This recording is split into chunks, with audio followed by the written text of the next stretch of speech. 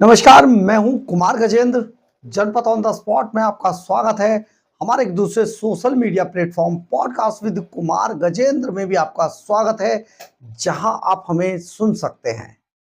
दिल्ली के अंदर Arvind Kejriwal and company के अंदर घमासान शुरू हो गया है और इस घमासान के अंदर राघव चड्ढा ने जो झटका अरविंद केजरीवाल को दिया था, वो झटका इतना बड़ा लगा कि केजरीवाल को भागकर पंजाब के अंदर मुंह छिपाना पड़ा और मुंह भी विपासना शिविर के बहाने अरविंद केजरीवाल भागकर पंजाब में जाकर छिप गए और यहां पर बैठकर उन्होंने राघव चड्ढा को ठिकाने लगाने का जो प्लान बनाया, वो सचमुच प्लान तो ठीक था, परंतु राघव चड्ढा को भारी पड़ गया।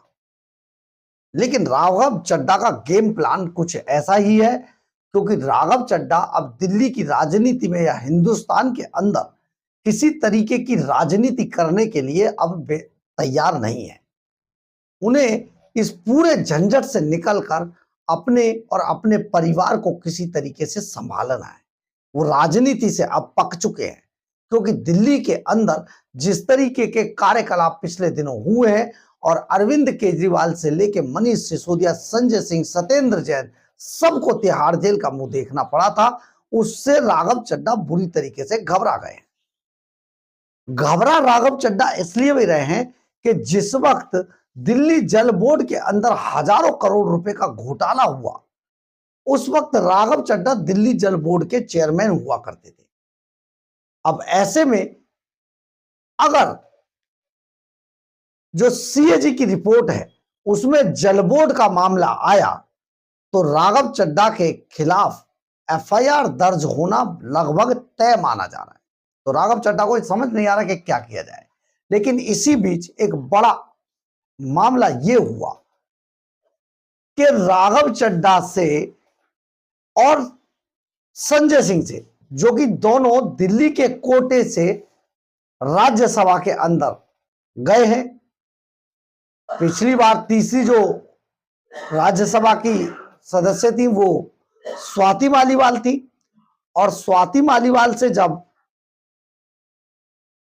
जो वकील साहब हैं, मतलब के अभिषेक मनु सिंह भी, उनके लिए जो अरविंद केजरीवाल एंड कंपनी के भगवान हैं, उनके लिए जब सीट खाली करने के लिए कहा गया तो वो अकड़ गई। तगड़ी मारपीट हुई, स्वाति मालीवाल को पटक पटक कर विभव ने मारा, विभव को लंबे समय तक जेल में जाना पड़ा और ये पूरा विवाद एक नए तरीके से अरविंद केजरीवाल के लिए ठीक चुनावों से पहले मुसीबत के रूप में खड़ा हो गया था।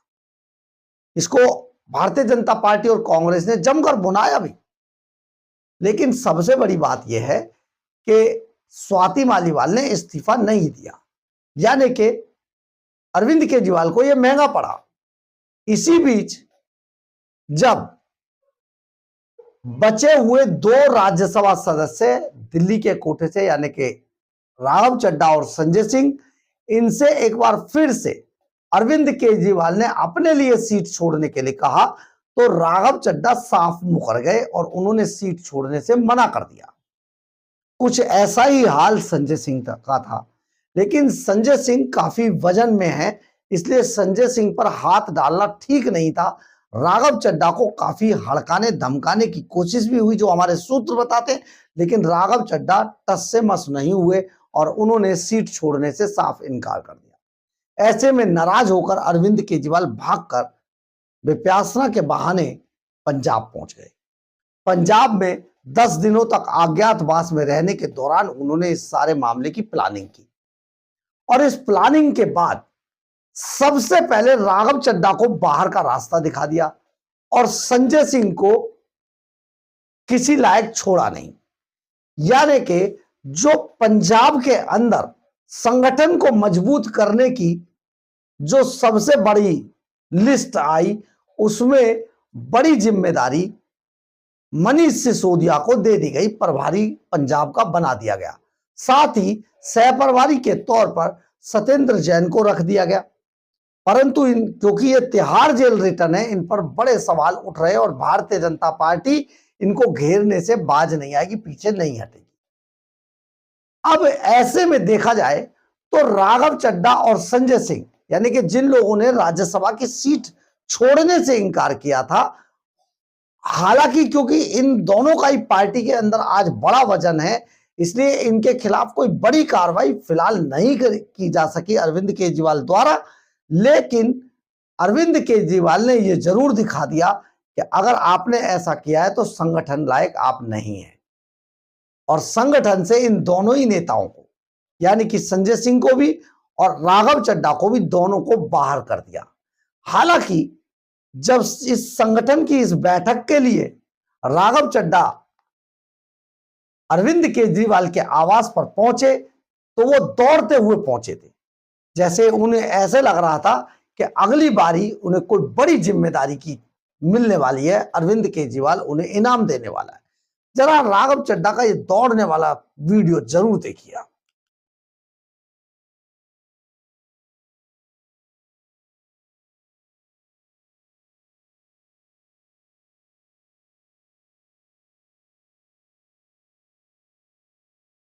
आपने देखा होगा राघव चड्ढा कैसे दौड़ते हुए जा रहे हैं। अब ये दौड़ राघव चड्ढा की बताती है कि किस तरीके से वो ये सोच कर गए थे कि हो सकता है बिटकॉइन इनके किसी पद को आगे बढ़ा दे, यानी कि राघव चड्ढा को कोई बड़ी जिम्मेदारी मिले। लेकिन जब राघव चड्ढा वहां से निकले तो शायद उनके मन में जरूर रहा होगा कि बड़े बेआबरू होकर तेरे कूचे से हम निकले। राघव चड्ढा बाहर आ गए, लेकिन अब ये लड़ाई थमेगी नहीं, ये और बड़े स्तर तक जाएगी, और ये कहां तक जाएगी बहुत जल्दी आपको हम बताने वाले हैं। बहरहाल, अगर आपको हमारी खबर अच्छी लगे तो आप इसे लाइक, सब्सक्राइब और शेयर जरूर करें। कमेंट्स बॉक्स में अपनी राय जरूर लिखें, इससे हमें बहुत बहुत बहुत ऊर्जा मिलती है। जय हिंद, जय भारत।